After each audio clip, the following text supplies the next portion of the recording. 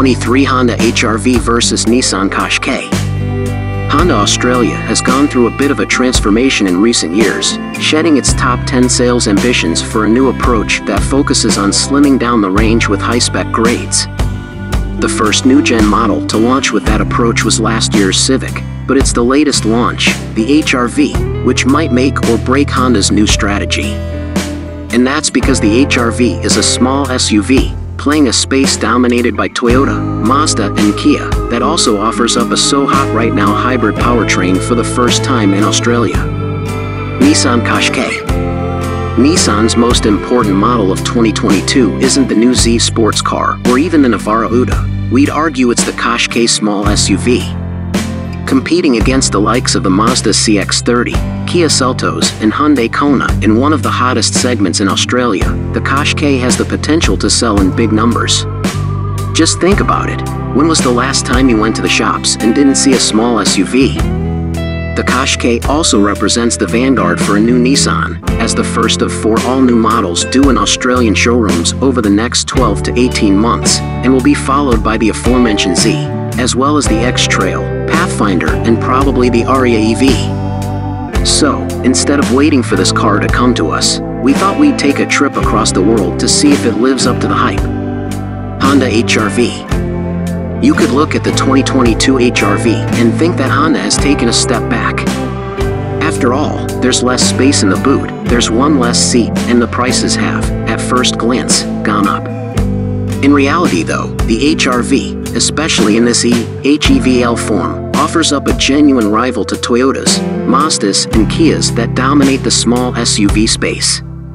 The 2022 HR-V is a properly handsome car, the hybrid powertrain is miserly on fuel, and the handling characteristics are honestly pretty fantastic. Nissan Qashqai. Design. Honda HR-V. If you close your eyes for a second and think of the best-looking Hondas of all time, I bet the likes of the first-generation NSX, S2002 door Integra come to mind. And while this new HR-V design doesn't quite match the heights of Honda in the 90s, it's certainly a significant step in the right direction compared to the car it replaces. Gone is the slightly derivative styling and pudgy proportions, replaced with a much more taut, muscular, and confident body. The new grille design is of particular note, as it melds the intakes with the bumper and, when combined with the sleek headlights, makes the HR-V look like it could be from the future. From the side, the new HR-V retains the hidden door handles of its predecessor, which pays homage to the 3-door SUV shape available in the first-generation car.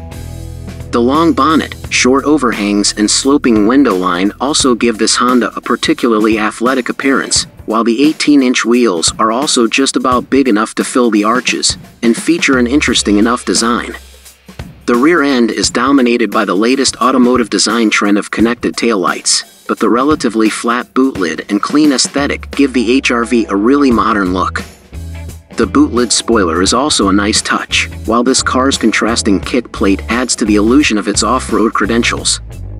Inside, the HR-V also adopts a cleaner aesthetic, much like its Civic sibling, centered on a large 9.0-inch central touchscreen multimedia system, which thankfully features a physical volume control knob. There are some cool design touches here too, like air vent switches with settings for open, close, and diffusion, and touch-operated roof lights. The best part of the interior, however, is fit, finish, and feel. All the touch points are soft and there's just a solid weight to everything. It's probably no coincidence that all new Australian HR-Vs are now sourced from Japan. To us, the new HR-V is a stunner. The styling is more mature and confident than before, and between this and the new Gen Civic, Honda's design department seems to have rediscovered its mojo. Forget the Z, GTR, Leaf, or Juke, we reckon the 2022 Qashqai perfectly encapsulates the new Nissan. Its styling is bold and confident, its driving dynamics are objectively good, and it sets a new high watermark for what customers should expect from standard safety equipment. The missing piece of the puzzle is, of course, pricing, but if Nissan can keep the asking price relatively affordable, the Qashqai could be Australia's new small SUV yardstick. Nissan Qashqai. Can you believe Nissan's second-generation Qashqai has been on sale in Australia since 2014? And after 8 years, the small SUV has received a nip here and a tuck there to keep things fresh. But let's be honest, this new generation model is exactly what the doctor ordered. It looks sleek, modern and confident while retaining that familiar Nissan DNA, and is now a genuine rival to head-turning SUVs like the Mitsubishi Eclipse Cross and Peugeot 2008. The first thing you'll notice at the front is the new V-Motion front grille, which blends together with boomerang-shaped headlights and daytime running lights. You've also got the bonnet lines feeding right into the grille and a heavily sculpted bumper that combine for a sharp and angular face. In profile, the high hip line makes the Qashqai look much taller and more substantial than its small SUV size would indicate. A door scallop also breaks up the huge expanse of metal, while Nissan has kept the black plastic wheel arch cladding to a minimum for a more upmarket look. This test car's two-tone paint finish, mixing what Nissan calls Fuji Red Sunset with a contrasting black roof, is also particularly eye-catching, while optional 20-inch wheels are fitted. In the rear, the Qashqai sports a roof-mounted rear spoiler which is reminiscent of a baseball cap being worn backwards. The chunky rear bumper with a contrasting element makes the Qashqai look a little more rugged, while the new Nissan models also sports the latest automotive design trend of proudly spelling its name with individual lettering across the tailgate. One of the areas that let the old Qashqai down, especially in the last few years, was its dated cabin design. So, we're happy to report the new version brings this space well and truly into 2022. A large part of this is due to the new floating-style multimedia touchscreen system, which cleans up the whole center stack and looks more Nintendo Switch than Nintendo Game Boy. The all-digital instrument cluster is also a welcome sight, and features clear, concise, and customizable readouts. Nissan has also lifted the cabin atmosphere with the use of soft-touch blue leather on the dashboard, doors, and transmission tunnel, at least in this high-grade variant, and the overall feeling inside is of modernity and style. Practicality. Honda HR-V.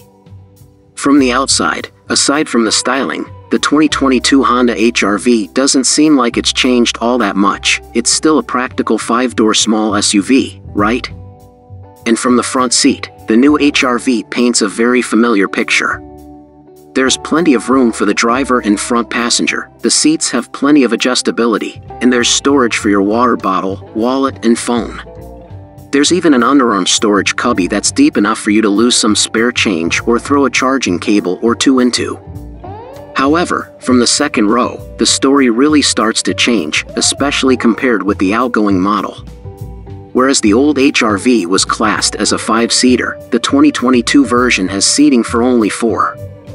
This is due to the middle seat following Australia's unique design rules for what can be classified as a seat, and does not have a seat belt. How much would you actually use the middle seat if there was a seat belt there?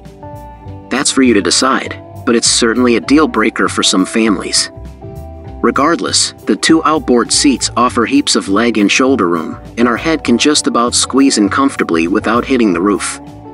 It's certainly comfortable enough, and there's a bottle holder in the door and air vents here to keep you comfortable, while the lack of center seat means second-row passengers can have a full-time armrest with extra cup holders. There's also USB ports and back seat map pockets with a handy phone sling, so you don't have to go reaching all the way down to get your mobile. One saving grace for the rear seats, however, is the inclusion of Honda's versatile Magic Seats, which allows you to fold the base of the rear seats up to accommodate taller objects like houseplants. The rear seats can also fold flat, creating a 1274-liter boot space, which measures just 304L with the rear seats upright.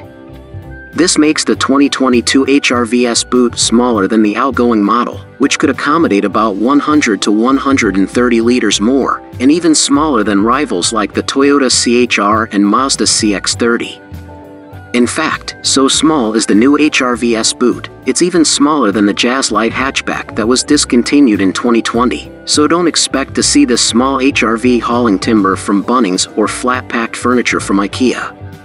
Nissan Qashqai. Though the Qashqai is classed as a small SUV, it genuinely feels like there's enough room inside to rival some cars a size above. Part of the reason is the new Qashqai has grown in all dimensions, affording front and rear occupants more space.